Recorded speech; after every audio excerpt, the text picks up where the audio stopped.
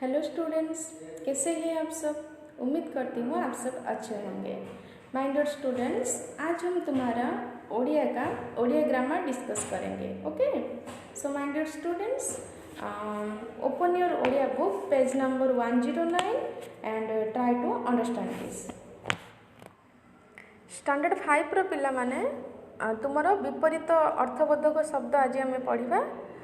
तुमर विपरीत अर्थ ठीक तार अपोजिट अर्थ बा विपरीत अर्थ प्रकाश करुवा बुझीला। जेपरिक मनकर ठंडा, ठंडार अपोजिट कौन विपरीत है गरम बुझीला।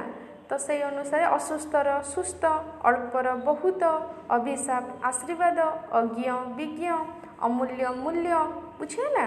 तो तार अविपरीत अर्थ पूरा तार विपरीत अर्थ जेपरी प्रकाश करुवा बुझीला। तो पिला माने तुमर बही रे विपरीत अर्थ बोधक शब्द बहुत सारा दे दीची।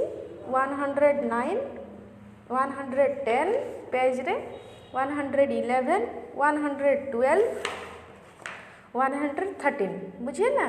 सबुथिरे तुमर शब्द देची, तार विपरीत शब्द देची बुझीला। तो पिला माने तुमे विपरीत शब्द को तुम माने पिला माने प्रैक्टिस करिबो बुझीला। आ तुमर तापर अच्छी चैप्टर तुमर एक पदरी प्रकाश कर। एक पदरी प्रकाश कर किपरि ना, जहाँ हित कराए हितकारक, जहाँ बनरू मिले बनज, जहाँ खनि भितर मिले खनिज, जे देश को भल पाए देशप्रेमी बुझीला। ये सब एक पदरे सब प्रकाश कर जाइछि पिला माने।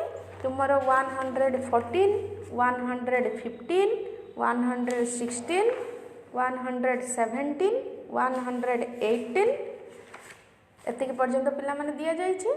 तुमे सबु गुड़ाक प्रैक्टिस करिवो बुझीला। तुमर एग्जाम रे हापीली एग्जाम रे आसीबो, तेणु तुमे पिला माने एबेठारु प्रैक्टिस कर। जेतिक शब्द दिया जाइछि सबु बिट बाय बिट सबु प्रैक्टिस करिवो, ता सहित ताको लेखिबो। आउ स्पेलिंग गुड़ा भी ध्यान दबो। जदि तुम्हें प्रैक्टिस पिला माने न करिवो तो तुमर मार्क ठीक से तुम्हें सिक्योर करि परिबो नाही। सेथिपाई तुम्हें एको सब प्रैक्टिस करिवो, काहेकि ना ग्रामर गोटे एमिति जिनछ जोटा कि तुमको इन फ्यूचर से भी सब बेले सब क्षेत्र में तुमको सहायता करिवो। तेणु एको केबे भी लाइफ रे माइनस करिवो नाही बुझीला। आ मु आशा करे तुम्हें माने मन लगाई पाठ पढ़ुथिबो, एग्जाम पाई प्रिपेयर होतुबो।